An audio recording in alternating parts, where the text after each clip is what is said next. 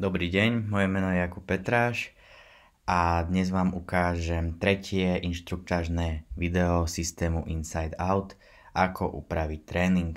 Toto video je venované pre trénerov, čiže ak ste hráč, môžete toto video preskočiť. Takže opäť sa nachádzame na prihlasovacej stránke systému Inside Out, čiže tu vyplníme svoje prihlasovacie meno a heslo. Dostali sme sa do systému. Budeme si najprv musieť nájsť tréning, ktorý chceme upraviť, či potrebujeme vedieť, kedy sa koná. To vieme nájsť buď cez kalendár, že si ten tréning nájdeme, takto, alebo cez moje tréningy. Klikneme moje tréningy, trénerské tréningy a tu sa mi zobrazia všetky tréningy, na ktorých som účastný. Treba si dávať pozor na ten filter, lebo toto je nastavené od 21. mája, čiže viem si to aj predstaviť na 1. mája. Tu mám všetky tréningy. Takže vyberiem si nejaký tréning. Dajme tomu tento, ktorý sa odohral 17.5. Kliknem si na ňo. A dostal som sa na detail tréningu. Teraz vlastne môžeme spraviť čo? Môžeme tréning napríklad vymazať. Keď sa tréning úplne zrušil, napríklad z dôvodu, že prší, potrebujeme tréning úplne vymazať, čiže klikneme na tlačítko vymazať, spýta sa nás, či to chceme naozaj vymazať, dáme OK, ja to teraz nechcem vymazať, takže dám cancel. Potom môžeme spraviť to, že nejaký hráč nám zavolá, že sa na tréning nezúčastní, my mu túto ospravedlnenku uznáme a odhlásime ho normálne z tréningu, takže sa mu ten tréning potom nebude rátať v jeho vyúčtovaní, čiže nebude za neho platiť.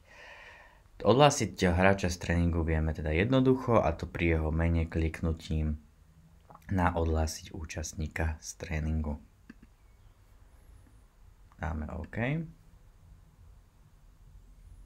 Vidíme, že hráč tu teda nie je a sme ho úspešne odhlásili. Vieme napríklad ešte aj zmeniť účasti tréningu, čiže to je zase zaznamené účasti.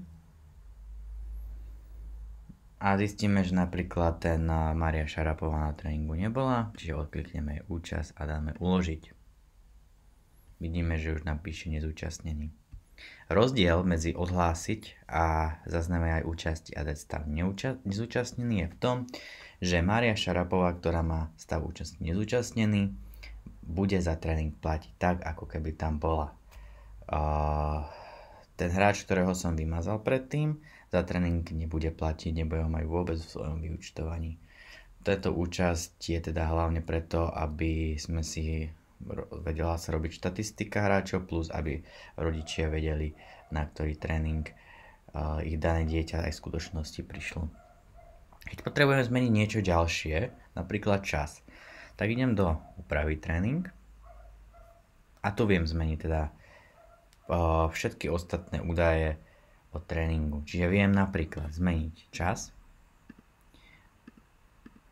Dajme tomu, že trval až do 1, čiže dáme do 13. Vieme pridať nejakého hráča. Napíšeme nejaké meno.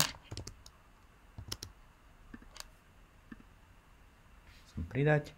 Plus vieme nejakého hráča z tréningu odhlásiť. Tuto vieme dať tento červený. To je to isté, ako keď sme si ukazovali, ako odhlásiť hráča tam na tej stránke detailu tréningu. Toto je proste ten istý spôsob, čiže odstrániť hráča z tréningu. To je vlastne jedno a to isté. Vieme aj znížiť počet alebo zvýšiť počet zdrojov, alebo ak dáme na 0, úplne ten zdroj z tréningu dať preč. Čiže dáme tomu, že sa tréning nakoniec odohráva len na jednom kurte. A vieme aj zmeniť názov tréningu, čiže tu dáme napríklad pozmenený tréning. Vieme zmeniť aj typ tréningu, ale v našom klube zatiaľ máme nadefinovaný len jeden typ tréningu a to je základný. Keď sme so všetkým spokojní, dáme uložiť a vidíme, že tréning sa uložil. Prečo nám tu zase bliká, že na tomto tréningu máme nevyriešenú účasť, keď v podstate sme tie účasti už zaznamenali pri vytváraní tréningu, ako som vám ukázal v minulom videu. Je to z toho dôvodu, že sme tam pridali hráča, nového hráča, čiže o tom sme ešte nezaznamenali účasť a to vidíme presne tu. že Šarapová sme zaznačili, že sa nezúčastnila, Federer sme zaznačili, že sa zúčastnil, ale pri Nadalov je tam teda nový, lebo sme ho tam pridali upraviť, čiže musíme ho ešte zaznamenať, čiže dáme znovu zaznamenať účasť. Nadal sa zúčastnil, pridáme fajku a dáme uložiť. A teraz nám už tréning ukazuje sa, že je v poriadku. Vidíme, že aj popis je zmenený a takto vlastne zmenený, upravený tréning sa bude ukazovať všetkým, ktorí na ten tréning majú prístup, čiže všetkým trénerom a všetkým hráčom. Všetci si budú už vo svojom účte vedieť pozrieť takýto upravený tréning. Tak ja vám ďakujem za pozornosť a teším sa na naše ďalšie stretnutie.